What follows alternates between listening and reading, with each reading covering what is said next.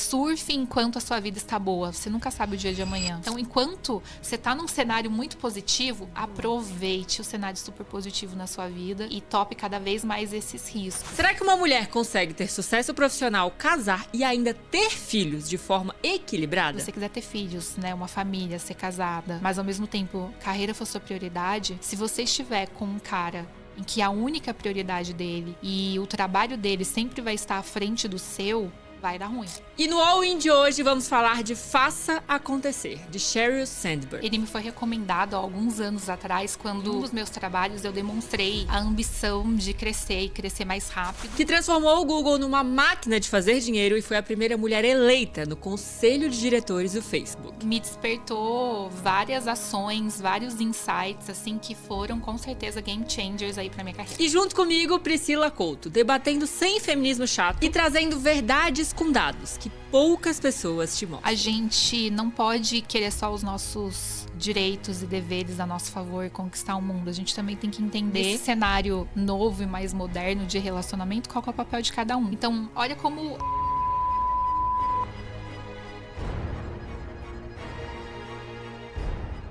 E no episódio de hoje a gente vai falar sobre um livro que gera muita polêmica, mas sem feminismo chato, sem levantar bandeira, com uma pessoa que tá aqui na minha frente e que já veio outras vezes. E ela foi a pessoa escolhida a dedo para conversar sobre esse livro. Inclusive, foi ela que me indicou. Seja bem-vinda de volta, Pri. Obrigada, é muito prazer estar aqui. Que bom, vamos então começar o porquê que tu escolheu esse livro e tu olhou para ele. Porque assim, se eu olhasse essa capa... Foi uma das coisas que me chamou a atenção também. Né? O marketing tá muito ruim nesse livro. Que eu olhei essa capa e falei assim, gente, por que ela me indicou esse livro pra ler? Zero me chamou a atenção e não seria um livro que eu ia pegar na prateleira, assim. Qual foi a tua escolha de... Geralmente a gente tem livros na nossa cabeça que a gente fala, vai nesse aqui. Por que tu indicou esse?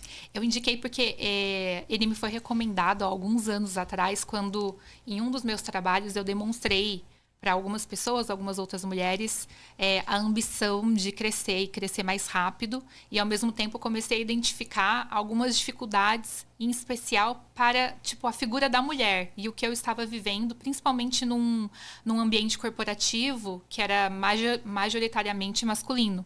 Então, foi uma dica. Eu também, na época, eu falei, será? Mas li e me despertou várias ações, vários insights, assim, que foram, com certeza, game changers aí pra minha carreira. Nossa, e foi muito legal, porque nos bastidores a gente estava conversando o quanto eu me autoanalisei durante a leitura e eu pegava o livro e fazia assim, cara, não é possível. Será que eu vou... O tanto que eu rabisco o livro e escrevo coisa, eu falo, não é possível. Eu sou muito machista.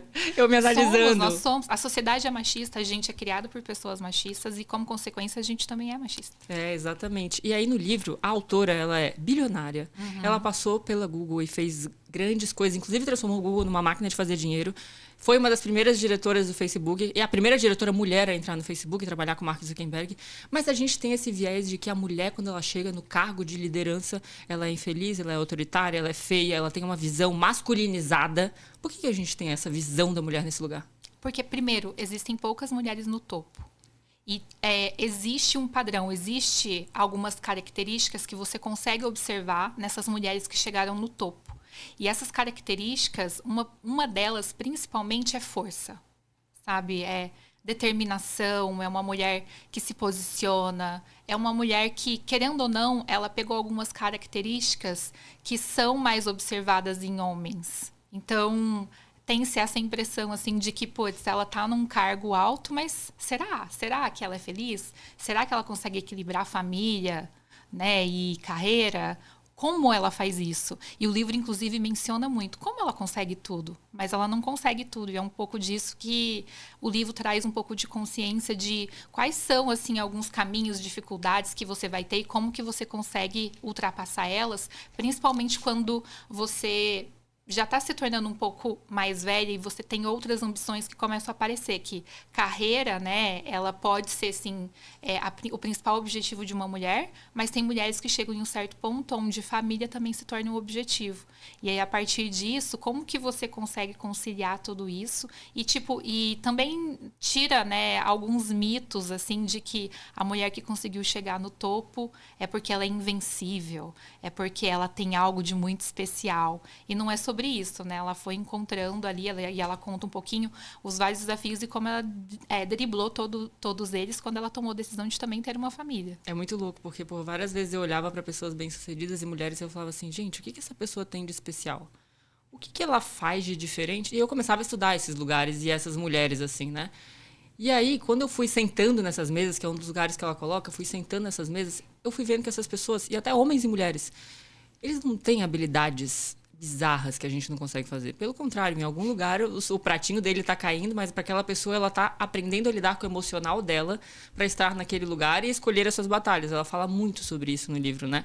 E ela traz esse viés da mulher de... As mulheres, elas estão mais segurando e não avançando.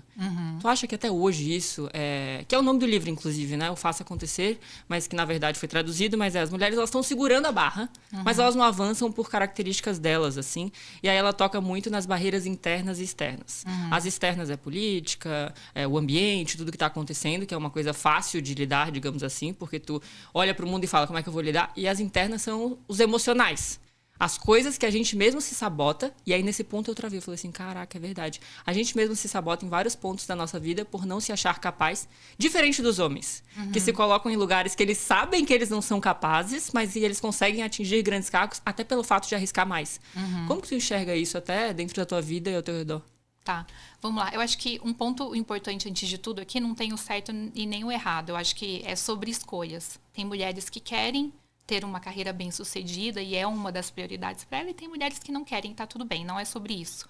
Mas as mulheres que querem, na verdade, acho que vou dar até um passo atrás, ela menciona até no livro que a boa parte das mulheres, elas têm um gap de ambição, porque na sociedade a gente...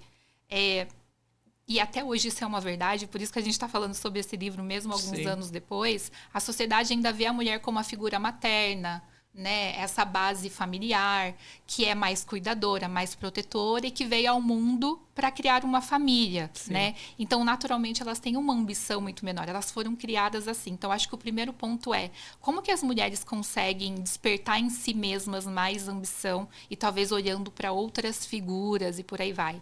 Eu sempre tive uma ambição dentro de mim desde pequena, porque minha mãe, ela sempre foi uma mulher forte, que também teve sua carreira. Então, eu tive um modelo. Então, para mim, foi mais natural. Mas entendo que tem pessoas que não necessariamente têm uma figura materna forte que vão despertar essa ambição. Então, primeiro ponto, como que você desperta essa ambição e por aí vai. Aí depois o segundo ponto que ela menciona muito sobre é, ok, você tem uma ambição.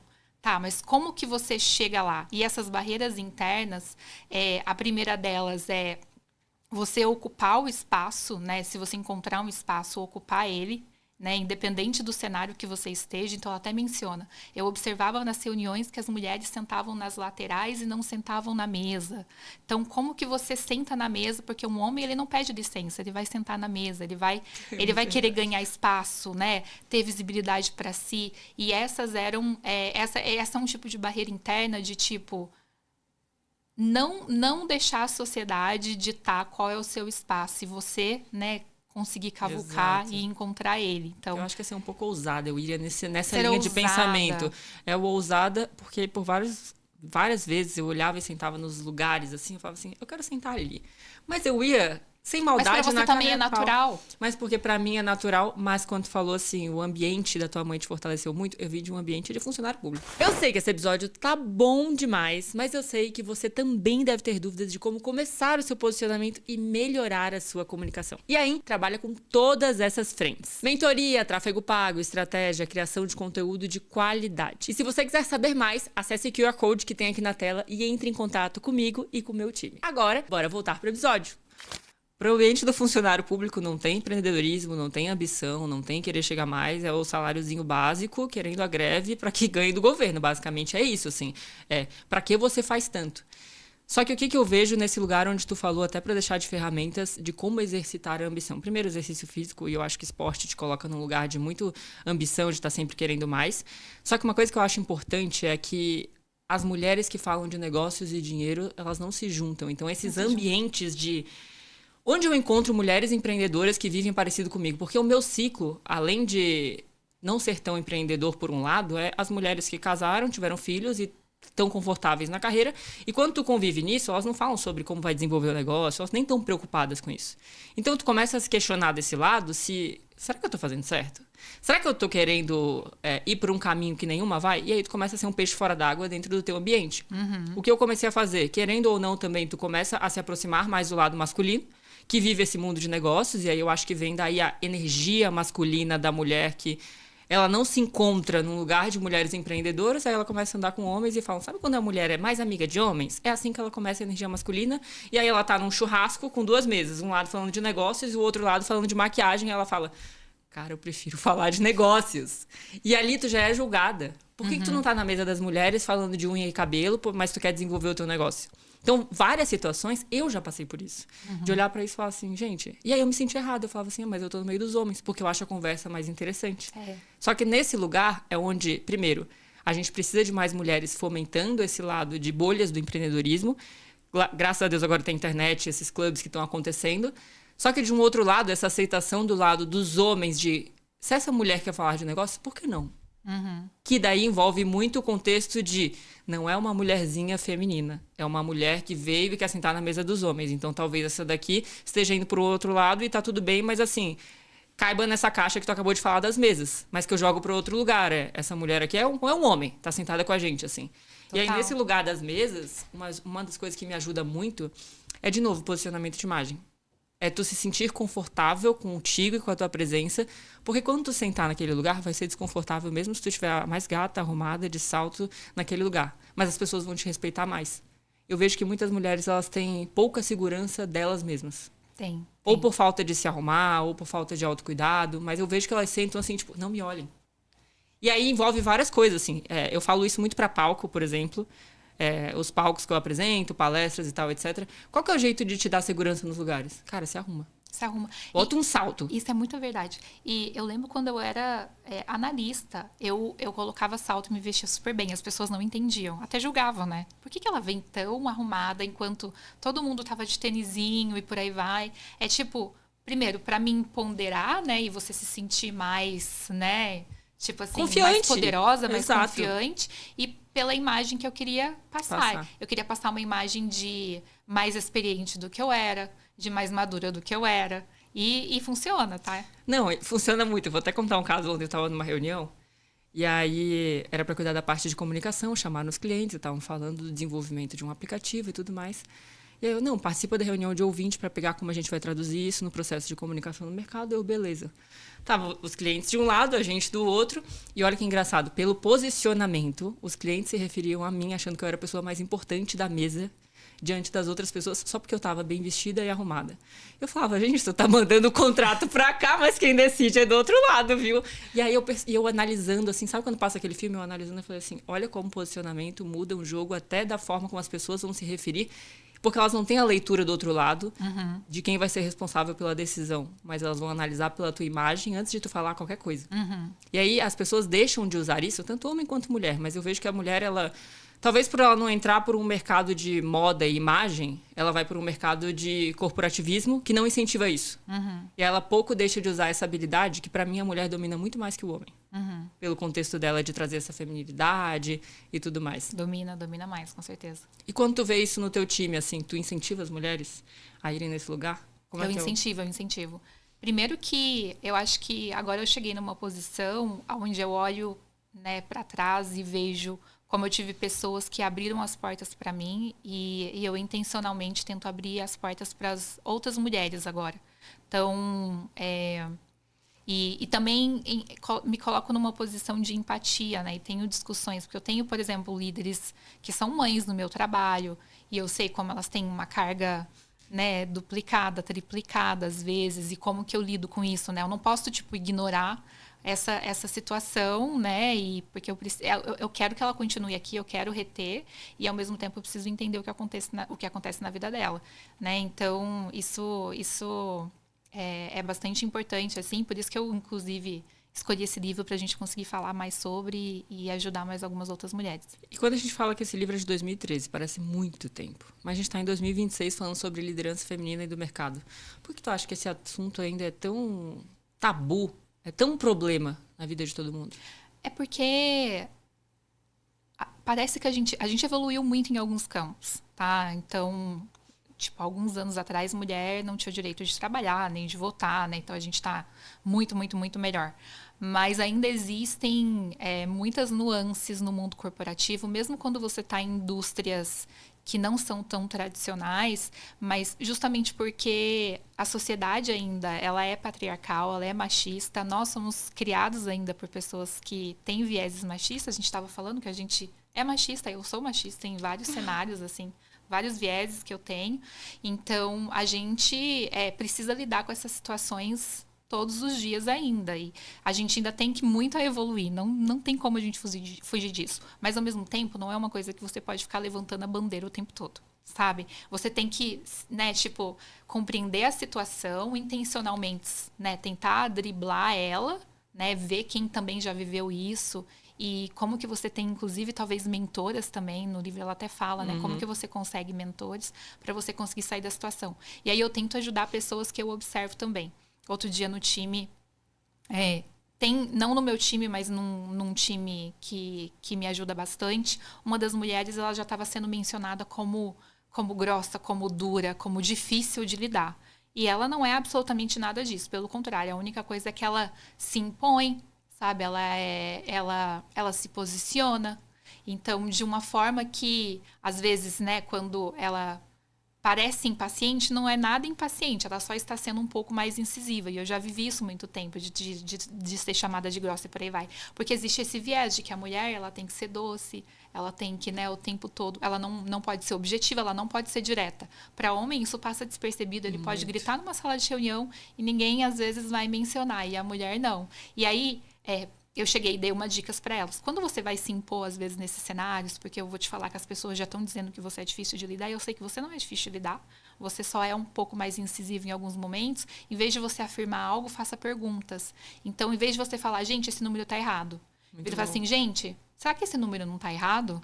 Muda completamente a percepção sobre você. Eu também, tipo, eu tive que aprender isso no decorrer do dia, porque quando eu descobri que as pessoas também estavam me achando grossa, eu fui tentar entender o porquê e como eu posso, né, tirar essa percepção. E um ponto importante também, ao mesmo tempo que você tem que trabalhar, principalmente como você se posiciona e comunica, você também não pode estar o tempo todo preocupado. Se você se preocupar em ser amada, mulheres nunca serão amadas no trabalho, completamente, tá? Pela grande maioria. Então, não se preocupe em ser amada, mas, ao mesmo tempo, se preocupe em quais são as pequenas coisas que você pode fazer conforme você aprende para mudar a sua percepção, porque a sua vida vai ficar mais fácil depois, né? Muito e você não leva alguns labels ali logo de cara. É muito bom. Uma das coisas que marcou para mim no último podcast que a gente gravou, foi tu falou assim, eu comecei a pedir muito feedback da minha comunicação. E aí, quando tu me trouxe esse viés, eu falei assim, caraca, a dor de pedir o feedback é a coragem de saber como melhorar.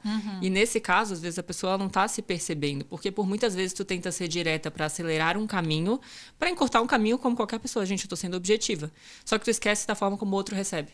E aí mudar a tua comunicação facilita muito. Quando tu faz uma pergunta, na verdade, até a outra pessoa se questiona. Pode ser que ela esteja certa.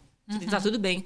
Só que esse fato de ter uma líder mulher também inspira outras pessoas, né? Inspira. E aí acaba também trazendo mais pessoas para trabalhar com mulheres e talvez, provavelmente, mais mulheres queiram trabalhar contigo do que com homens. E a gente vê que nesses processos de contratação, o homem ele é sempre contratado pelo potencial que ele tem. Isso, gente, esse cara vai voar, ele vai transformar a minha empresa, a gente tá vendo que ele tem muito potencial porque ele é dedicado e tal. Só que a mulher é muito sentar na mesa e deixa eu ver o que tu fez para ver se eu quero, para ver se tu faz parte desse lugar. Tu vê que isso ainda acontece? Acontece.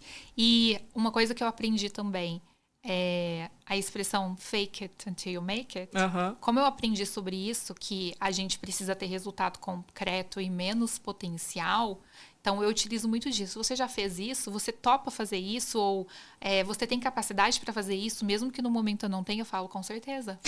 E aí depois eu vou descobrir como que faz, vou dar meus pulos, vou ser super rápido e por aí vai. Então, não existe, em alguns momentos, espaço para você não estar 100% preparada, diferente dos homens. Então, sabe, assume o desafio, finge que você sabe e depois descobre. E resolve. Porque a maioria dos homens fazem isso o tempo todo. Eles fazem... Na verdade, eu não sei se isso foi um comportamento que eu aprendi com homens, aí eu não sei se pode ser. Mas eu sempre pensei, cara, depois eu resolvo, porque a maioria das coisas tu vai ter que aprender no meio do caminho, independente. Tu vai, e hoje com tecnologia, gente, hoje com tecnologia eu acho que não tem desculpa pra não falar que tu não sabe nada. Não tem. Nem que tu não desculpa, assim, inteligência artificial, chat GPT, pessoas, acesso, rede social, eu vejo quantas pessoas deixam de usar o poder de achar até um mentor, por exemplo, ou pessoas que nem precisa estar diretamente, mas só de consumir o conteúdo tem muita coisa pra se desenvolver. Então, assim, no mundo que a gente está vivendo hoje, as pessoas só não se desenvolvem, não fazem, ou por falta de coragem, e aí essa capacidade que a gente vê de quem pega o que tem de bom e de ruim e faz alguma coisa e quem continua no mesmo lugar. Mas assim, no mundo de hoje, se tu não tiver capacidade de se jogar, cara, as pessoas vão te atropelar. Vão. As pessoas vão te atropelar. E o mundo está mudando tanto hoje que é menos sobre ter feito e saber tudo e mais sobre descobrir, porque cada hora é uma coisa diferente que está acontecendo no mundo, né? E, tipo, o avanço tecnológico, agora AI ainda, se você não tiver uma alta capacidade de aprendizagem, não vai ter espaço para você. Então... exato. Só que daí no livro ela começa o primeiro bloco falando dos medos que a gente tem, daí depois ela vai para esse processo e ela vai destrinchando. Na verdade, ela vai destrinchando a vida inteira no processo de carreira, filhos e casamentos, e ela chega numa das partes muito boas, que a gente está tocando na parte de processo de contratação, mentorias, como se desenvolver isso. Mas uma das coisas que a gente fala muito é como é que a mulher se comporta depois que ela está dentro do mercado de trabalho para ser bem vista. E a gente estava falando até de uma reunião que ela teve, que foi até às 3 horas da manhã, e aí ela se pegou num quarto com um homem, treinando um discurso político, e falou assim, agora eu tenho que sair desse quarto, desse hotel com este homem. E como é que eu explico às 3 da manhã que era trabalho? E nesse ponto, ela faz uma comparação de que quando os homens são vistos dois homens num restaurante ou num bar jantando, aquilo é negócios. Quando é característico do sexo feminino e a gente sexualiza muito o homem e uma mulher em todas as situações, se eu vejo um homem e uma mulher dentro de um bar ou de um restaurante, quer dizer que eles são amantes ou eles estão tendo algum caso. É sempre para um lado de contexto amoroso. Só que no caso dos homens, é sempre para um lado de trabalho e negócios. E a mulher, ela perde muito por ela viver essa vida do escritório. Que o relacionamento dela vai botando esse medo, as pessoas vão botando esse medo, as fofocas internas do mundo corporativo vão colocando neste lugar porque ela só conseguiu tal cargo porque aconteceu tal coisa com fulano e o outro. Só que ela deixa de perder as oportunidades que acontecem fora do escritório, que é onde tem grandes negócios e vidas, assim. Eu queria saber da tua vida, porque tu é uma pessoa casada, feminina, bem-sucedida. Como é que tu olha para essas situações de vida? Tem algum processo de negociação dentro do teu relacionamento? Ou como vocês dividem isso?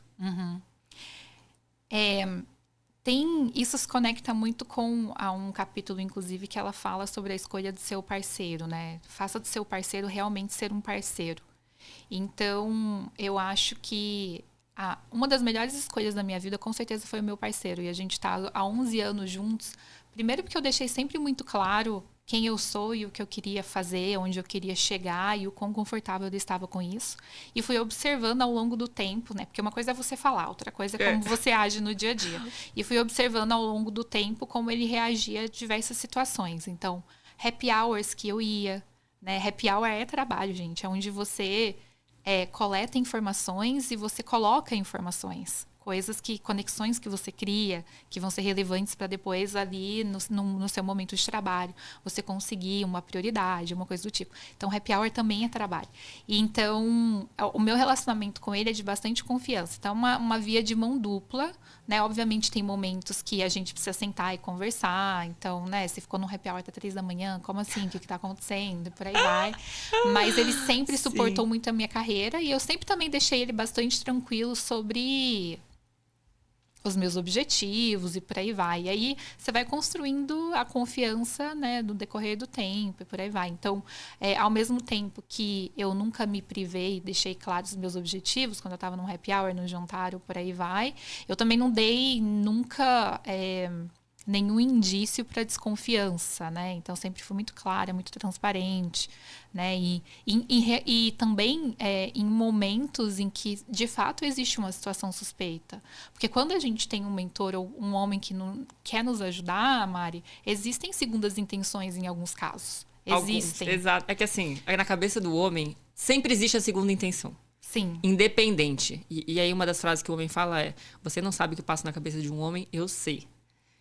Tu acha que é em alguns casos ou a pessoa realmente te ajuda por uma vontade genuína de, nossa, eu vou ajudar? Eu já encontrei vários homens que eu acredito terem me ajudado por uma questão genuína, assim. Mas, ao mesmo tempo, e por que, inclusive, Maria? Esse é um ponto super importante. Exato. Você não pode dar abertura, tá? Então, eu nunca dou abertura para nenhum homem de algo além do profissional. Então, se ele tiver uma segunda intenção, ele já vai se afastar. Porque ele fala, com ela não vai ter vez. Então, vou te dar um exemplo. Já recebi mensagem de colega de trabalho me chamando de princesa. Eu corto. Não deixo continuar. Como assim uma relação de trabalho você vai me chamar de princesa? Isso não faz sentido. Oi, tudo bem? Como assim uma relação de trabalho? Tu dá um corte na pessoa pra colocar ela neste lugar. Isso. Então, mesmo que ela seja importante dentro da hierarquia profissional, porque daí tu vai pra além do profissional, tu já chega no pessoal. Exato. Aí, obviamente que, né, dependendo da pessoa, eu vou falar com jeito, eu falo, olha, eu sou casada, então esse tipo de mensagem, se o meu marido vê no meu celular, por exemplo, pode levar a interpretações equívocas. Então, eu gostaria, por gentileza, que você não me chamasse mais dessa forma, tudo bem pra você, e por aí vai, tudo bem.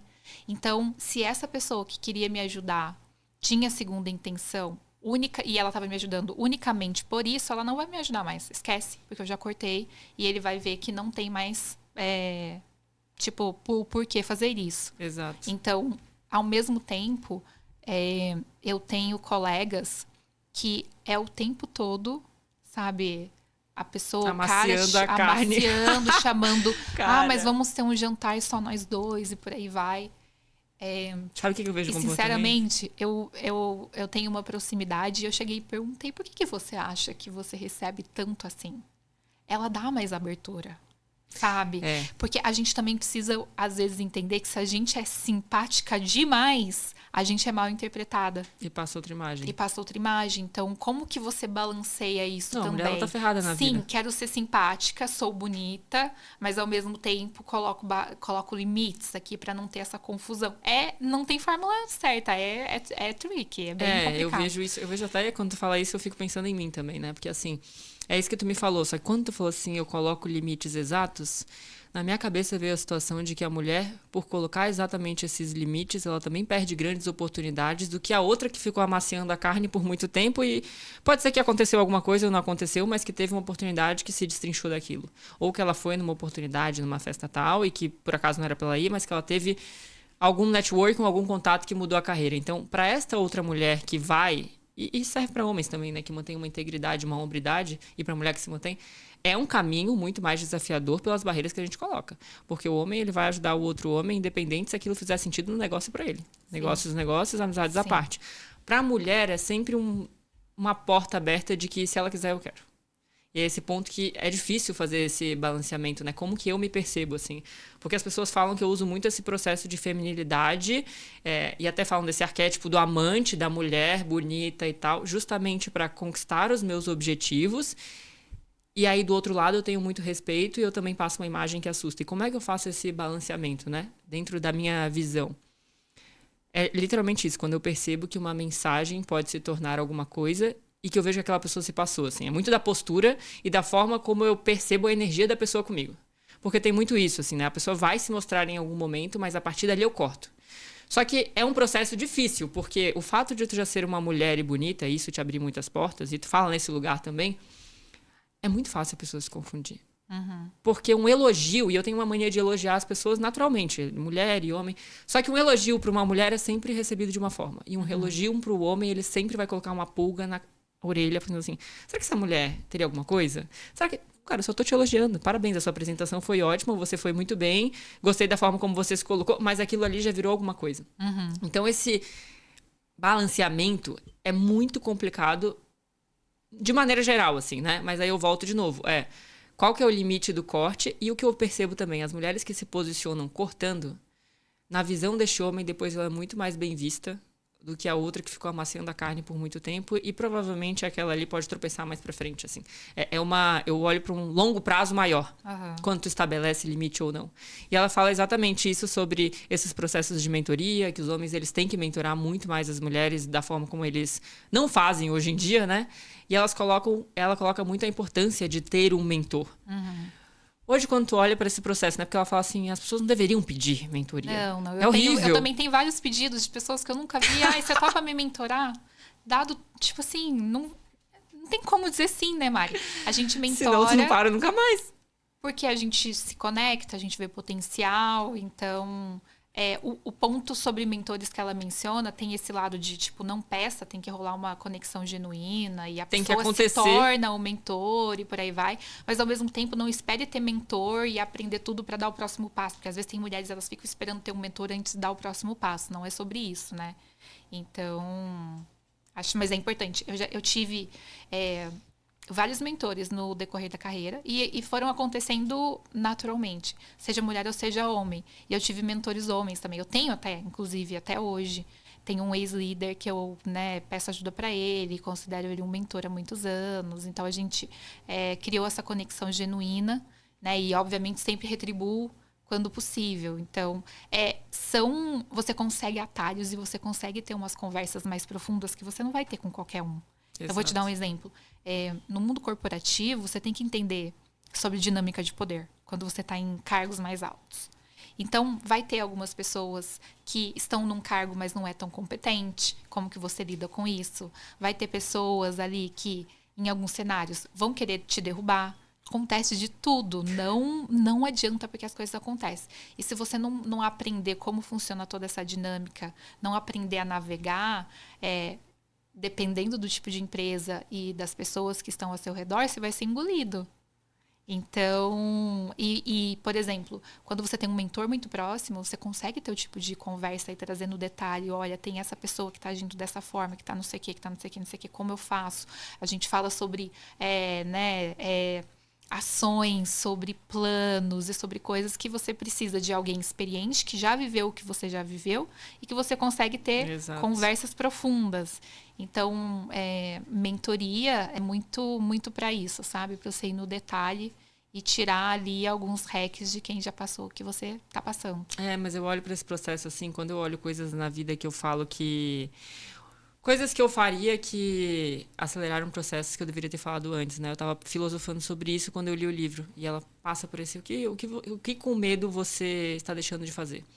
Aí eu pensei, bom, mas o que eu deixei de fazer por muito tempo por esse medo de ser aceita, de ser a queridinha, de estar fazendo coisas? E aí eu comecei a pensar e falei assim... Primeiro, falar mais não. Num processo de vida como um todo, eu acho que eu era uma pessoa que eu aceitava tudo e queria ser... Deixa que eu resolvo. A Mari, a gestão, ela é boa em organização, deixa que a Mari faz. Eu deixo que a Mari faz porque ela é boa nisso. E aí eu abraçava tudo e fazia. Mentores é uma coisa que acelera muito o processo. Só que as pessoas negligenciam demais o processo de pedir ajuda. Que eu acho que é um outro ponto, que a mulher, ela também fica nessa de... Deixa que eu resolva aqui o meu trabalho, o que eu faço, mas ela não olha para uma... Nem precisa ser muito acima, pode ser um degrauzinho. Alguém que fez alguma coisa dentro do que tu gosta. E pode ser em relacionamentos, pode ser em trabalho, pode ser em qualquer coisa. Mas ela fica tentando resolver um mar dentro da cabeça dela, ela não pede ajuda e aí ela começa a fazer do jeito que ela acha que é. Só que o processo de tu ter alguém que sabe só uma informação, que às vezes muda tudo, te acelera anos nesse processo como um todo, ou só uma visão de fora de alguém que está fora do teu viés e do teu ambiente ali para te trazer uma ideia, ou um ponto diferente. Então, essa parte de mentores, eu olhava e falava assim, gente, se as pessoas hoje usarem o potencial de só ter mentores em todas as áreas da vida, por exemplo, um nutricionista é um mentor. Um personal trainer é um mentor. Alguém que vai te ajudar em alguma coisa do trabalho é um mentor, porque... Como mulher, eu vejo que vai entrando nessas caixas, que é uma coisa que eu sempre pergunto. Né? A mulher, ela quer resolver muitas caixas na vida dela. Ela quer resolver o casamento, ela quer resolver o filho, ela quer resolver o sucesso profissional, ela quer resolver onde ela vai trabalhar. O homem, ele fala assim, eu só vou resolver meu trabalho. Só. O homem, ele acorda na vida dele pensando, eu vou resolver meu trabalho, a mulher vem depois e eu encaixo ela aqui na minha vida, mas o meu objetivo principal é o trabalho. E depois eu resolvo o resto. E a mulher, ela tem vários conflitos internos, né?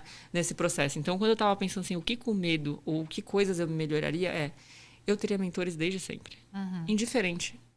Usar essa estratégia de pegar alguém até que talvez esteja só um degrauzinho em cima. Porque eu acho que nesse processo de as pessoas pedirem muita mentoria, elas já querem alguém que está muito distante. Muito distante. Muito distante, que não se conecta. E aí, quando tu falou nesse jogo de corporativismo, ela fala de uma parte que a gente encarava muito a vida profissional como uma escada e não como um trepa-trepa. Essa, pra mim, foi a melhor definição da vida. Eu falei, gente, o mundo corporativo é um trepa-trepa. Porque ela fala que na escada a gente sempre quer olhar para cima, subindo um degrau, Só que a gente acha que a gente vai descer e é como se a gente tivesse fracassado. Porque sempre existe um caminho do sucesso, que é como se fosse uma linha linear. E aí, quando ela traz o conceito do trepa-trepa, não, na verdade é uma loucura, cara. Tu pode subir, tu pode descer, tu pode ir por baixo, tu pode descer e retroceder, que a vida é muito mais que isso. Se as pessoas levarem a vida como um trepa-trepa, elas vão entender que o caminho do sucesso são vários.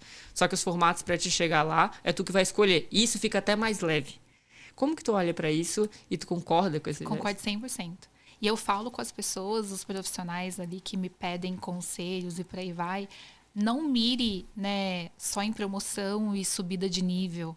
Às vezes você aceita um novo desafio, que você pode ganhar menos, é um movimento lateral, mas existem vários outros pontos positivos que vão te talvez dar um passo mais largo lá na frente. Então, talvez você vai ter um líder que você vai aprender muito naquele momento, ou você vai ter uma posição que vai ter mais visibilidade e um projeto que você vai adquirir skills X, Y e Z. Então, eu nunca, né, obviamente você vai entendendo os objetivos, né, da sua vida naquele momento. Então, nos primeiros anos da minha carreira, eu estava pouco preocupada com o financeiro, sabe? Pouco preocupada com, Sim. sabe, tipo, qual é o nível, qual não é o nível. Eu estava preocupada com o que eu vou aprender, o quanto isso vai ser, né, um step importante para eu adquirir conhecimento e as skills que eu preciso para o próximo passo, porque eu sabia que dinheiro vai ser consequência depois. Então, tipo, se você se preocupar, obviamente, se você puder, né, não se preocupar tanto com dinheiro no início da sua carreira e mais sobre como eu vou aprender e adquirir skills, experiência e por aí vai, lá na frente isso vai ser recompensado depois, porque aí você pode chegar muito mais rápido lá na frente e ganhar muito mais do que você esperava. E quando eu estou contratando pessoas, às vezes eu não deixo, por exemplo, de... Uma das primeiras coisas que a gente faz na entrevista é checar, né, expectativa salarial, remuneração, o total comp, por aí vai. E às vezes a pessoa, ela me dá um número muito maior do que eu tenho de orçamento. Uhum. Se eu vejo potencial, eu não tiro a pessoa do processo, não conto que é abaixo, inclusive também, então às vezes ela já vai falar, putz, não quero, não faz sou sentido. caro, não vou seguir à frente, por aí vai. Porque depois, com o tempo, você vai mostrando para ela também o que ela vai aprender nessa posição. Já trouxe várias pessoas, Mari, ganhando menos, sabe? Num nível menor. Tinha time de 30 pessoas, agora vai trabalhar sozinho. Porque aí eu falo, inclusive pra minha liderança, gente, essa pessoa a gente vai ter que vender o sonho. Uhum. Mas não é vender o sonho do ponto de vista de vender algo que não é real. Uhum. É vender o sonho do tipo, cara, o que você vai aprender se você vier para cá? Então, por exemplo, no meu time de marketing, você vai trabalhar no time de marketing mais moderno que existe. A gente tem disciplinas aqui que são raras de encontrar dentro de empresas do Brasil. Aqui a gente tem pessoas assim, capacitadas X, Y e Z. Aqui a gente não é hierárquico, então você vai ter acesso a fulano, ciclano. Então, aí essas pessoas que aceitam, eu falo, é essa que eu quero, porque ela não está preocupada nesse momento com isso. Ela está preocupada em adquirir conhecimento, ela está preocupada em entregar mais. Então, é esse trepa-trepa, assim. Em alguns momentos, tudo bem você dar um passo para trás, ganhar menos, ter um nível menor. Obviamente, tem que ser uma decisão sábia, né? Você não vai trocar por algo duvidoso. Exato. Mas, não, eu concordo 100%, eu fiz muito isso. Eu sei que esse episódio tá bom demais, mas a gente sabe que temas relevantes são construídos através de bons debates. Então aproveita que você tá curtindo esse episódio e deixa aqui embaixo quem você quer ver sentado aqui comigo, do outro lado da mesa. Aproveita para se inscrever no canal. Agora, bora voltar pro episódio. Mas uma das coisas que tu trouxe agora que me veio é as pessoas analisam muitos processos da vida pela métrica errada. Porque quando tu me coloca nesse lugar de o que você vai aprender, é que às vezes ela quer tomar a decisão ou só pelo dinheiro, ou só pelo financeiro, e ela não tá nessa fase de vida. Ou ela pode estar numa fase de vida de querer ganhar mais, mas que ela precisa de um step anterior para ter um aprendizado diferente para depois subir essa cadeira. E quando ela fala do trepa-trepa, é exatamente isso. Muitas vezes tu pode chegar no fundo do poço por uma decisão errada porque tu tá olhando para a métrica errada de vida naquele momento. E aí uma das coisas que vem, tanto em relação ao trabalho e à vida, é assim, quando você busca um relacionamento, o que você procura? Será que é um retorno financeiro ou é um retorno emocional? Porque as duas são um investimento. Uhum. Só que depende de onde tu quer plantar. Se eu olho um relacionamento como um retorno financeiro e talvez eu esteja esperando um retorno emocional, aquela pessoa vai pouco deixar de fazer sentido em alguns meses. Uhum. Agora, se eu olho uma carreira como retorno financeiro, como emocional, como um relacionamento de vida que eu tenho para a carreira, o que eu espero daquilo naquele momento? Provavelmente pode ser crescimento. Então, pouco tu deve se importar. Só que onde a gente se frustra é quando a pessoa entra com a métrica errada, querendo plantar, e ela perde todas as oportunidades que ela tinha de construir ali dentro, e ela vai com a energia errada já pro processo. Uhum. Só que nisso, é uma das perguntas que eu mais quero te fazer, que é... Eu gosto muito de falar que sair do ruim pro bom é ótimo. Entrar numa empresa e ganhar dinheiro, que seja qualquer coisa, e encontrar pessoas maravilhosas. Quando tá no bom e ir pro ótimo, é uma decisão muito difícil. Hoje, no cargo que tu tá, por exemplo, tu tá num lugar onde tu fala assim, gente, eu tô bem, eu tô num lugar onde eu sempre quis chegar, com pessoas incríveis, eu ganho bem, eu sou remunerada. Quando que a gente deve analisar, ou como que a gente deve analisar que o risco vale a pena? Agora eu quero sair, empreender, abrir o meu negócio. Será que faz sentido agora? Ou agora eu quero ir para uma outra empresa porque eu recebi tal proposta, mas eu sou muito feliz nessa. Será que faz sentido esse processo de transição? Porque ela fala aqui dentro exatamente. Ela fez este lugar. Ela saiu de um lugar onde ela tinha time, equipe, ela estava super bem, e ela recebeu por uma proposta para ir para o Facebook, que era um monte de gente louca que trabalhava de madrugada, que mudava toda a rotina dela e que a galera tinha mania de fazer reunião à noite. Ela falava assim, gente... 9 horas, eu mandei uma mensagem pro cara às 9 da manhã, ele achou que a reunião era 9 da noite, e eu falei assim, o que eu faço? Será que eu fico aqui? E aí, nesse ponto, é um ponto que me pega muito também, várias decisões na minha vida, por eu gostar demais do lugar onde eu estou. Eu falo, gente, eu amo a minha rotina, eu amo treinar, eu amo fazer tudo que eu faço, o meu estilo de trabalho, a forma... E eu tô muito bem aqui. E aí, quando ela trouxe esse ponto, ela falou assim, cara, eu aceitei. E ela tinha uma filha de 7 meses. Eu aceitei, eu vou, casamento, tudo mais, filha amamentando. Ela conta que ela saía para amamentar escondido, porque ela não queria que as pessoas tivessem uma conclusão dela, de novo, a loucura da cabeça da mulher, muitas vezes. Um pouco de loucura, mas um pouco de verdade. Só que ela conta essa experiência e eu falei assim, gente, que loucura. Como é que é sair do bom para ir pro ótimo, arriscando, que ela arriscou ali dentro, para construir uma coisa muito melhor, né? Como que tu analisa quando o risco faz sentido? Olha, eu analiso vários cenários e eu vou trazer um exemplo aqui muito bom. Quando eu estava no Gympass, agora o El Hub, eu amava meu trabalho. Amava meu trabalho, eu ganhava bem, eu estava num desafio global muito interessante. E, cara, estava tudo perfeito. Tava tudo perfeito e aí eu recebi uma proposta, porque tem um ponto também, tá? Mesmo que você esteja super feliz, converse com o mercado quando te abordam. Primeiro, porque você cria relacionamento. Segundo, porque você nunca sabe quando você vai precisar. Você precisa ter criar relacionamento quando você não precisa. Você conhece pessoas incríveis. Então, eu sempre falo com o mercado, tá? Isso é fato, assim. Sim. Porque também eu não vou sair por qualquer coisa, sair a qualquer momento. E o meu objetivo não é porque eu quero sair. E às vezes tu tem um vínculo com aquela pessoa que tu faz uma proposta pra ela diferente. Talvez mude o jogo. Porque eu conheci muitas pessoas legais conversando com o mercado. E aí eu recebi uma proposta na época para ser CGO lá no G4 Educação. E era, tipo, uma pegada completamente diferente, uma empresa que não estava consolidada ainda, né? Tinha uns fundadores polêmicos, mas eu levei um mês para dar resposta. Um mês, eu fiquei um mês pensando. Um dia eu acordava e falava eu vou, no outro dia eu falava não, eu vou ficar. Tipo assim, foi terrível, né? E eu fui conversando, inclusive, com alguns mentores também, e eu fui colocando no papel pontos positivos e negativos, e quais eram os riscos, o que poderia dar certo, o que poderia dar errado, e num momento, parecia que tinha muito mais para dar errado do que para dar certo. Mas se desse muito certo, isso eram os pontos aqui que poderiam acontecer. Então, eu queria liderar um time de marketing completo, que eu não tinha liderado ainda, então ali tinha uma oportunidade. Eu queria aprender mais sobre redes sociais como alavanca de crescimento, que estava começando no mercado, ninguém sabia sobre, e eu entendi que seria um dos diferenciais dos profissionais de marketing no futuro. Eu já tinha um deles, que era tecnologia dentro de marketing, como que eu dava o próximo passo.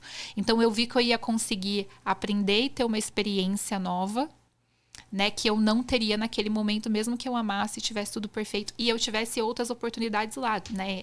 Quando, inclusive, eu contei sobre a minha saída, eles trouxeram e contei as minhas motivações, olha, porque eu quero, né, liderar novas áreas, quero fazer isso, aquilo. Eles me deram várias oportunidades. Não, você pode liderar, você pode fazer isso, você pode fazer aquilo. E dado tudo isso, eu falei, tá, tem muita coisa aqui que parece que vai dar errado, mas se der certo, eu vou sair uma profissional muito melhor do outro lado. E sento para conversar também com o meu parceiro e falo, olha, tô indo aqui, tô indo ali, 100% presencial, vou trabalhar 24 horas por dia, 7 dias por semana, mas o momento é agora, eu não tenho filhos, né? Então, tem esse ponto também do tipo assim, surfe enquanto a sua vida está boa, você nunca sabe o dia de amanhã. Um dia você pode sofrer um acidente, um dia os seus pais vão precisar de você cuidando deles. Um dia, né? Então, enquanto você está num cenário muito positivo, aproveite o cenário super positivo na sua vida e tope cada vez mais esses riscos. Então, não tem uma fórmula, assim. Eu sou mais corajosa. E o interessante é que quando as pessoas vão mudar de emprego, todo mundo que eu conheço do meu ciclo social, elas me ligam. Porque elas sabem que eu vou encorajar o risco. Muito bom, muito bom. Vários dos meus colegas, meus amigos me ligam e falam, Pri, porque você é corajosa para tomar riscos? Então, vamos lá, deixa eu ouvir aqui algumas palavras que eu estou precisando de alguém que me encoraje. Então, eu acho que esse é um ponto que homens fazem muito bem, que eles tomam muitos riscos o tempo todo, né? Boa parte deles são mais corajosos porque também o cenário favorece eles, né? Como a gente vem falando. Mas nós mulheres precisamos criar essas coragens, arriscar e tal. Então, eu adoro esse livro porque ela estava num momento que ela queria também priorizar a família e mesmo assim ela foi para uma empresa que estava num caminho completamente oposto. Mas ela observou que tem riscos, pode não dar certo. Eu vou ter que abrir mão de algumas coisas da minha família, mas se der certo lá na frente, o potencial que isso pode ter. Não, é muito verdade, porque assim, quando tu falou isso de analisar as opções e que o homem tem muito mais, eu brinco com meu namorado e falo assim, ele é tudo, né? Agora ele é mentor, ele é não sei o quê, né? E o homem, ele tem esse lado muito mais frio do que a mulher. Pra analisar, e eu falo assim, gente, até ótimo, porque tu não bota emocional nenhum, então senta na minha frente aí e vamos fazer um exercício, que foi o que tu acabou de falar, né? E que dá pra fazer com qualquer pessoa. Ele vira pra mim assim, no pior cenário, faça a sua lista. No pior cenário, se tudo deu errado, se essa escolha, pega aqui o problema aí. Se nessa escolha, no pior cenário, se tudo der errado, a Mariana resolveu empreender. Se tudo der errado, o que acontece? Vou falir, ficar sem dinheiro, vai acontecer isso, vai acontecer isso, vai acontecer. E faz uma lista gigantesca. Agora joga do outro lado e se tudo der muito certo, o que vai acontecer? Vai acontecer isso, vai acontecer isso, vai acontecer isso, vai acontecer isso. E a gente fica nesse bate-bola e ele agora analisa sozinha e faz de novo esse trabalho, faz de novo esse trabalho e beleza. Então, esse framework de... O pior cenário é ótimo. O pior cenário, o que vai acontecer, o melhor cenário, o que vai acontecer. E uma outra pergunta que uma vez meu terapeuta me fez que mudou a minha vida bizarramente quando eu quis crescer o meu perfil. E eu pensava, cara, o que falta aqui, né? E aí eu tava fazendo contratação nova de time, estruturando e etc. E eu falei, cara, preciso crescer marca pessoal, é a minha meta de 2025. E foi. E deu muito certo. Só que quando eu tava conversando com ele sobre esses cenários, alguém de fora, ele falou assim, Mari, eu vou te fazer uma pergunta dentro de todas essas possibilidades, porque tu sabe que é um investimento de dinheiro, de tempo e de energia a partir da decisão que tu tomar agora. Se tu fizer isso hoje, daqui a 6 meses, como é que tu se enxerga? Imaginou, beleza, com tudo isso e com todo esse plano que tu colocou em ação tendo resultados. Agora, se tu continuar igual, que tu tá falando que tá ótimo também e que tá com um passo um pouco desacelerado, tu gostaria de estar neste mesmo lugar daqui a 6 meses? Cara, nessa mesma hora, essa pergunta fez eu olhar e falar assim, é claro que não. É claro que se eu arriscar aqui o máximo... Aí eu acho que provavelmente eu fiz essa questão do pior cenário com o melhor cenário. Eu falei, é claro que não. Se daqui a 6 meses eu estiver nesse mesmo lugar, eu vou ficar inconformada comigo mesma de ter permanecido nele. E aí esse lugar de se fazer essas perguntas, eu acho que é onde poucas pessoas param para pensar, porque elas estão tão envolvidas com tudo. E outra, é muito difícil tu desvincular o emocional quando tem várias coisas envolvidas, né? Família, filhos e etc. E aí ela conta essa parte de ter filhos e como colocar a mulher neste processo de... Eu quero me preparar para ser mãe, que é uma das metas da mulher e é desafiadora ser mãe. A gente sabe que a mulher ela tem muito mais cargas semanais em relação ao filho do que o homem. Eu não sei se é dentro desse livro que traz, mas eu sei que adicionam 21 horas a mais na jornada da mulher e do homem 8 horas e meia. É muito diferente a questão do filho do homem para a mulher. E ela fala sobre isso. Só que o que me pegou foi que ela falou assim, a mulher ela se prepara muito antes para ser mãe e ela começa a abrir mão de cargos e posições muito antes, pensando num filho que ela nem começou a gerir. Nem começou a gerir. E aí ela fala exatamente isso. Você deveria se preocupar com o filho na hora que ele nasce. Nasceu ali, agora eu vou resolver. Porque ainda tem... Da hora que tu soube que tá grávida até os 9 meses, tu ainda tem 9 meses de vida. Eu falei, caraca. Porque eu já começo a pensar antes de decidir. Antes de saber se eu quero ter filho. Mas eu já começo agora. Não, quando eu for mãe. E ela falou assim... A maioria das pessoas até recusam cargos de diretoria, elas não querem mais responsabilidade, quando na verdade é o oposto. Essa pessoa que tem mais responsabilidade e atingiu esse cargo antes, ela tem mais flexibilidade de agenda. Como é que tu enxerga isso, esse lugar? Eu amo esse capítulo. O capítulo até chama Não Saia Antes de Sair. Exato. Então, por que você tá saindo de oportunidades, deixando elas de lado, se nada tá acontecendo ainda, né? Então, Cara, é muito louco. tem... Essa parte eu falei assim... Ela falou assim, tem gente que tava assim, porque não quero essa posição XY, porque eu quero ter filhos. Você tá grávida? Não tô grávida. Você vai ficar grávida esse ano? Não, na verdade eu não tenho nem namorado. Eu falei, mas como assim, meu bem? Tipo... Qual é esse cenário que tu criou na tua cabeça e tá esperando acontecer? Vamos deixar pra, né, atravessar a ponte quando a gente chegar nela. Então, eu penso muito sobre isso, tá? E eu acho que, às vezes, né, eu fui contratar uma profissional uma vez e ela falou, olha, vou ser 100% transparente com você. Eu quero engravidar esse ano. Como que você se sente em relação a isso? Essa mulher mandou bem. Ela mandou bem. E eu falei, claro, tipo assim, fica tranquila, né? Não tô contratando uma mulher, eu sei que essa é uma possibilidade, bora a gente vai se resolver, né? E por aí vai. Mas eu achei que também foi bastante transparente dela, porque ela sabe como é visto no mercado, né? Putz, acabei de entrar na empresa, já engravidei, o que aconteceu e por aí vai. Então, ela foi corajosa. Provavelmente porque tu era mulher. Provavelmente porque eu era mulher. Se fosse para um homem, talvez não. Mas... Esse é um ponto, tipo, só avalia um pouco antes, né? Dependendo do tipo de cargo que você tem. Eu fiz essa avaliação enquanto eu estava no G4 Educação. Eu falei, gente, se eu ficar aqui nos próximos 2 anos, como que eu vou ter filho aqui nesse cenário? Vai ser muito mais complexo. Só que num cargo de CMO, você não troca de emprego do dia para noite. Eu não posso entrar e já engravidar.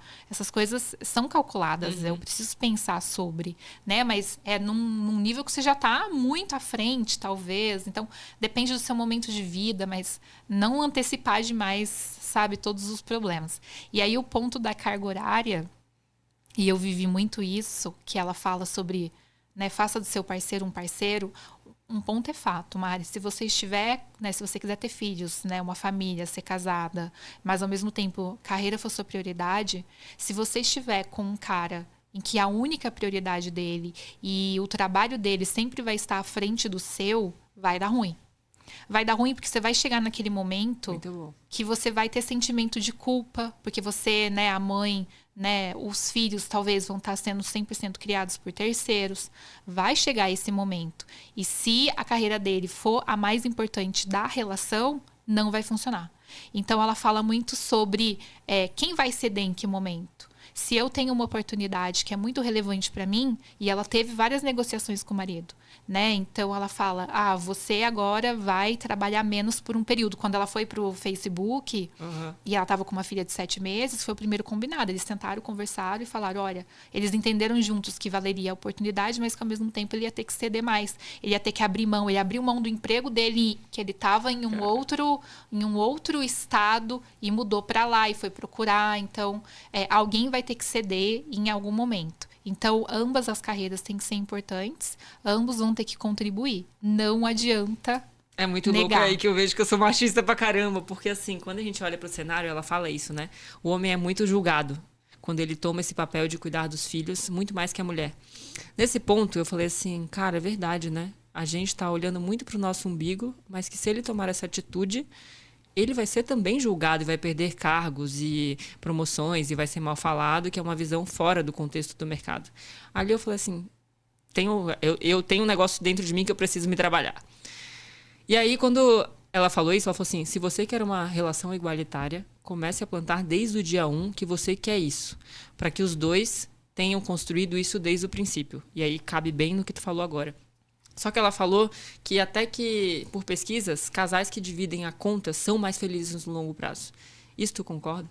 Eu concordo. Sabe por que eu concordo? Porque a gente não pode querer só os nossos direitos e deveres a nosso favor e conquistar o mundo. A gente também tem que entender, nesse cenário novo e mais moderno de relacionamento, qual é o papel de cada um.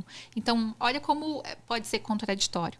Se eu acho que a minha carreira é tão importante quanto a dele, e eu quero crescer, e eu quero ganhar mais dinheiro também, eu tenho que pedir 100% que ele seja o provedor da casa? Porque num cenário de muitos anos atrás, o homem era o provedor, mas a mulher, ela era a cuidadora do lar. A gente quer evoluir, a gente não quer mais ser só cuidadora do lar, mas a gente quer continuar que o homem seja 100% provedor. Então, para mim, eu acredito, assim, né? Obviamente, a gente vai entender, né, como que vai ser essa divisão ou coisas do tipo. Porque eu também quero contribuir. Eu não quero, sabe, também estar dentro da minha casa, né? Tipo, não gastar meu dinheiro com a gente, com a nossa casa e por aí Sim. vai. Eu ganho para isso. Então, é uma decisão muito pessoal do casal. Então, tem vários livros, né, sobre gestão financeira do casal, que não é mais o meu dinheiro e o seu, é o nosso. Também super funciona. Então, quando é o nosso, também você está, né, dividindo. Não tem como ali, porque é o nosso e vai sair de ambos os lados. Então, a renda é super importante. A gente sabe que a questão financeira é a maior causa dos divórcios, inclusive. Então, Exato. se vocês, né, se o casal não está bem financeiramente, muitos problemas vão surgir. Tudo Então, vira problema. tudo vira problema. Não Então, tem dinheiro, tudo vira é uma problema. questão muito, muito pessoal. Mas eu acho que nós, como mulheres, a gente tem que pensar. Se a gente quer mais direitos, a gente também tem que entender que a dinâmica, às vezes, né, Exato. muda. Quando eu li essa pergunta, eu falei assim, tem que plantar desde o início. Eu falei, o que eu gostaria quando eu olho, né? E aí me veio a pergunta de que muitas mulheres querem este homem provedor, mas que elas também querem ser grandes líderes profissionais. Então, quando a gente olha nesse conceito, a mulher que quer um homem provedor, ela também tem que negociar essa parte de querer ser uma líder sem dividir nada? Total. Porque entende que a mulher, ela quer ter o super potencial de trabalho dela, ela quer ter uma família linda, mas ela também quer o cara que fornece Não tem tudo. como. E se ela quer que ele seja provedor, provavelmente... Não, se ele é o único provedor da casa, ele tem que colocar a carreira dele em primeiro lugar, porque a casa depende financeiramente dele, né? Exato. E aí, como é que vai acontecer quando ele tiver que ceder para a sua carreira ir mais um pouco à frente, para cuidar mais dos filhos? Ele não vai ceder. Então, toda a dinâmica ela tem que ser discutida e identificada desde o início do relacionamento. É o que ela falou. Quando a gente está no início do relacionamento, a gente quer mostrar talvez a nossa melhor versão para o parceiro, porque você está no momento da conquista.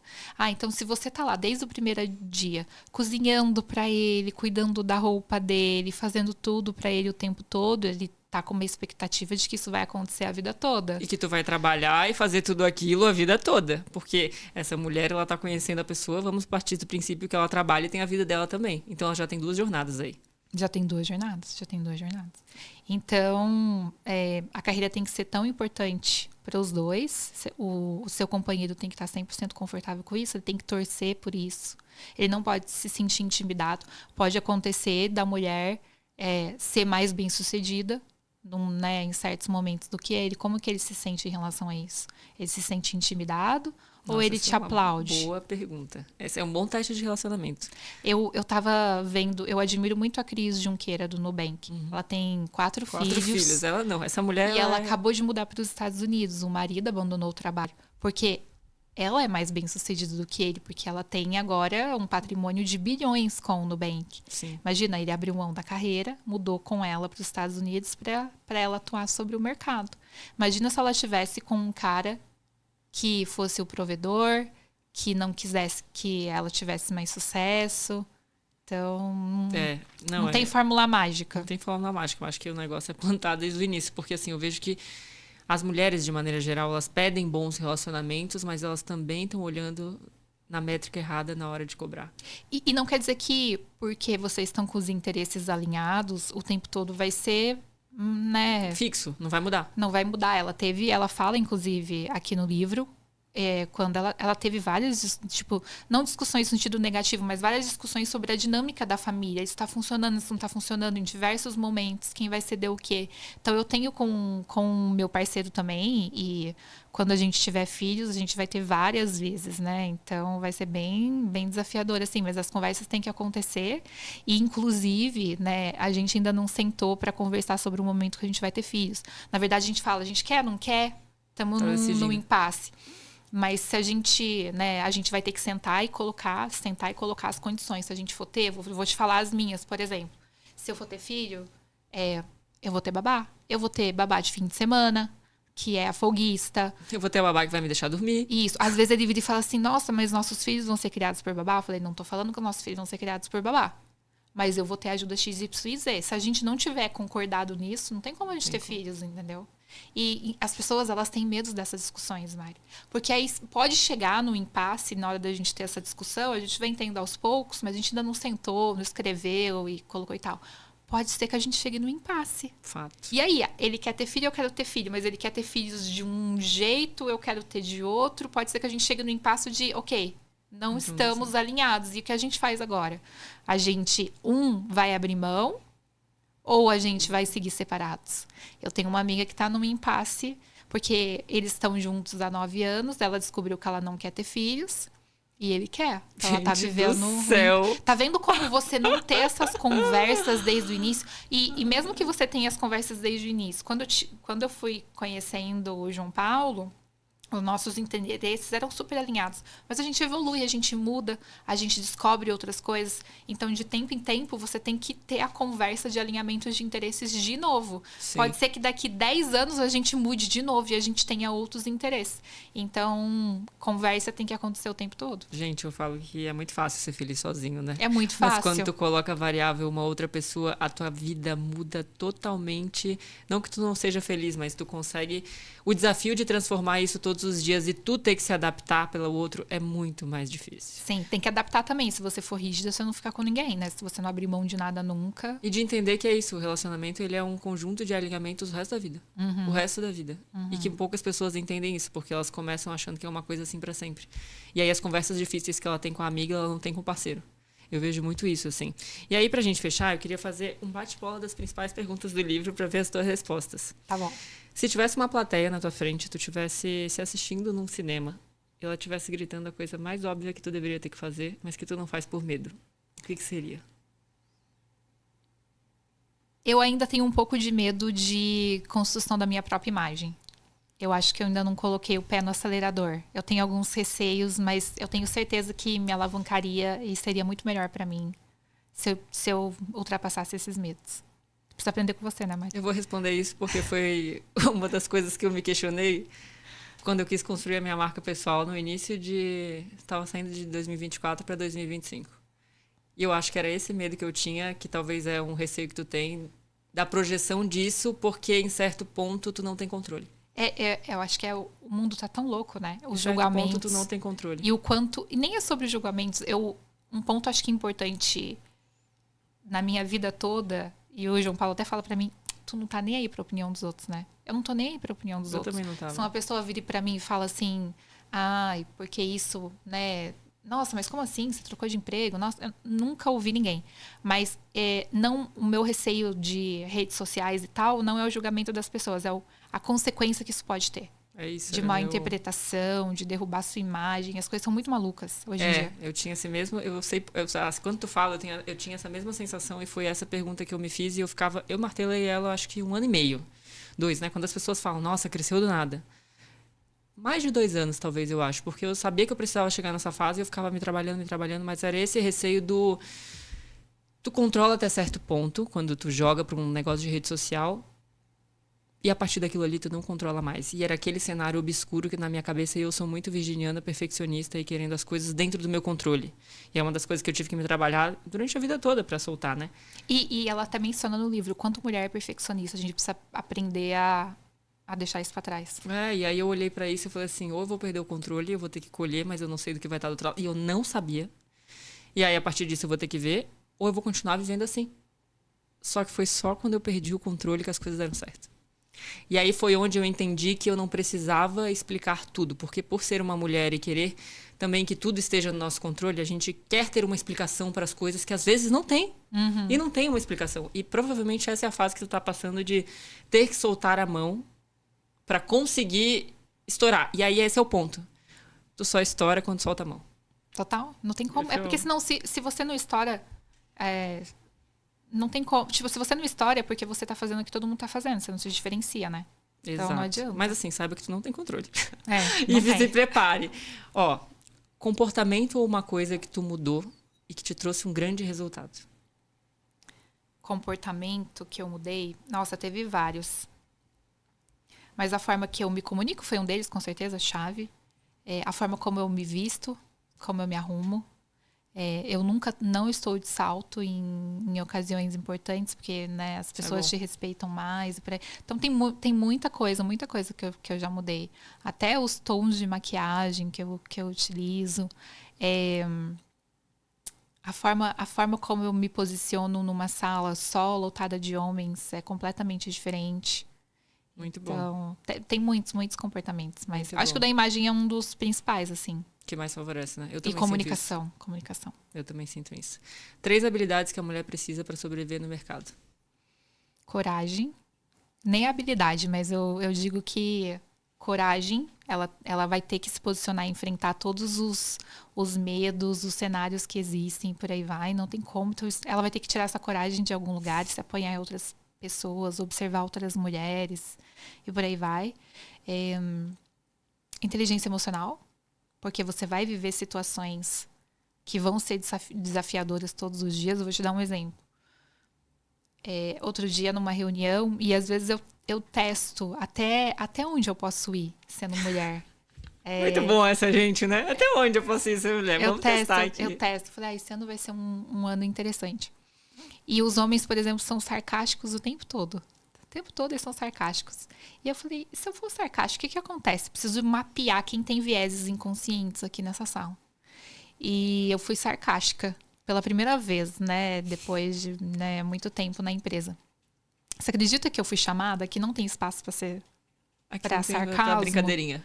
Então, eu mapeei ali o viés de uma das pessoas chaves e falei, tá, preciso entender como, né, quebrar esse viés, né? Não posso passar desse ponto e por aí vai. Então, se você não tiver inteligência emocional para levar isso numa boa e falar, entendi, tirei um insight disso e tomar as dores para si, você não vai sobreviver no mundo corporativo por muito tempo. Então, você tem que adquirir essa habilidade. Então, coragem, inteligência emocional e comunicação, com certeza. Porque é isso, a gente vai ser o tempo todo taxada como difícil, como dura, arrogante. Fato. Como arrogante. Fato. E por último, qual foi a parte do livro que mais te pegou e por quê? A parte do livro que mais me pegou Deixa eu pensar. Lá atrás, quando eu li ele a primeira vez, a parte que mais me pegou é como a gente tem barreiras internas e como a gente precisa superar elas. Eu também era a pessoa que queria passar mais despercebida, que queria ficar mais num canto. E como eu não tinha percebido que eu mesma fazia isso e a barreira interna, ela é excelente porque só você consegue mudar. Você não, né, tipo, você tem 100% de controle sobre. É a única coisa que você tem 100% de controle sobre. Então, isso me pegou muito lá atrás e foi, assim, transformador para minha carreira. Transformador. A partir daquele momento que eu identifiquei aquilo e falei, putz, eu tenho 100% de controle para mudar isso, mudei completamente. E agora, relendo nesse momento de novo, o que me pegou muito foi sobre a relação filhos e carreira. Porque eu tô chegando nesse ponto e a relação com o meu parceiro, que eu voltei a puxar alguns assuntos depois que eu li aqui, porque a gente está pensando em ter filhos e trazer os pontos difíceis, que às vezes até eu tinha medo de trazer para a mesa, mas que vão ser relevantes, porque carreira vai continuar sendo uma prioridade para mim, mas eu também entendo que eu vou mudar como pessoa e também vou querer priorizar minha família. E o meu próximo desafio de vida como mulher vai ser balancear esses dois, caso a gente tome essa decisão. Não, quando tu falou isso, pra mim um dos maiores pontos foi essa parte dos filhos também. Mas na minha visão foi tipo assim, eu penso muito em família. Só que eu tô há anos-luz, cara. Eu falo assim, gente, eu tô há anos... Não anos-luz, mas assim... Eu não deveria estar pensando no processo agora de grandes coisas. Eu falei assim... A sua preocupação agora é que, né, você começou a namorar recentemente, né? É você já identificar o perfil dele... Porque também a gente pensa em relacionamento a longo prazo, né? Exato. Se você já tiver red flags desde já, é uma coisa a se repensar, assim. Exato. Quais comportamentos, os vieses que ele tem, como que ele enxerga mulheres, carreira e família. Então, acho que é isso que você tem que se preocupar, no parceiro que você está trazendo para sua vida. E a gente faz muito alinhamento. Na verdade, eu falo que ele tem uma cabeça até melhor que a minha. Eu falei assim, gente, como é que você saiu da boca de um homem com autoconhecimento? E muitas coisas, assim. Por isso que eu falo que ele é muito meu mentor. Mas eu fazia isso antes até sem relacionamento. Que era a mulher que tu foi entrevistar e falou assim, mas você namora? Não. E aí eu olhava pra minha vida e falava assim, gente, por que eu tô projetando 10 anos na frente, que querendo ou não te gera uma energia, mesmo que mínima, Não é que eu me preocupava ou não, mas eu falava assim, lá na frente. E aí, qual que era o meu problema? Não era nem querer antecipar as coisas. Mas como eu vivo num mundo onde as pessoas são muito bem-sucedidas e têm 10, 15 anos a mais do que eu falava assim, eu faço isso aqui em 3. E aí eu criava essa pressão pra querer fazer em 3, uma coisa que, cara, relaxa, tu tem 10. Pra chegar nesse lugar que essa pessoa chegou em 10, tu não precisa fazer em 3. Então eu construí um castelo em uma semana, queria me matar, queria construir. Eu falava assim, gente, mas por que eu ficar cansada, destruída, com emocional assim, pra querer acelerar um processo que não faz sentido? Então, quando ela trouxe isso aqui no livro, eu falei assim, gente, é muito verdade. Talvez eu esteja antecipando uma energia e colocando um negócio, uma pulga atrás da orelha, que nem precisa agora, pra uma coisa lá na frente. Aí veio o relacionamento e tudo mais, mas a parte do relacionamento em si é isso, é constantes alinhamentos. E a busca do parceiro, quando eu olho pro meu relacionamento hoje, de forma muito madura, eu falo assim, cara, nada como ter uma pessoa que vai ter essas conversas contigo. Porque por experiências anteriores e até por mulheres hoje, né? As mulheres, elas não puxam esses temas. Não puxam. Só que tem que ser delas. Tem que ser delas. Esse ponto de vou puxar esse assunto e ver como responde. Porque senão, se for depender do homem em si, ele vai levando e, tipo, pra mim tá tudo bem, amor. Escolhe aí o que tu quer. Se ele não tiver um nível de autoconhecimento suficiente, né? Mas aí, Pri, tu acha que faltou alguma coisa pra gente fechar do livro ou todos os temas foram muito abordados? Eu acho que um complemento que ela trouxe super interessante, que eu vejo muitas mulheres, o dilema é quando elas estão grávidas ou prestes a ter um filho, elas terem receio de trocar de emprego.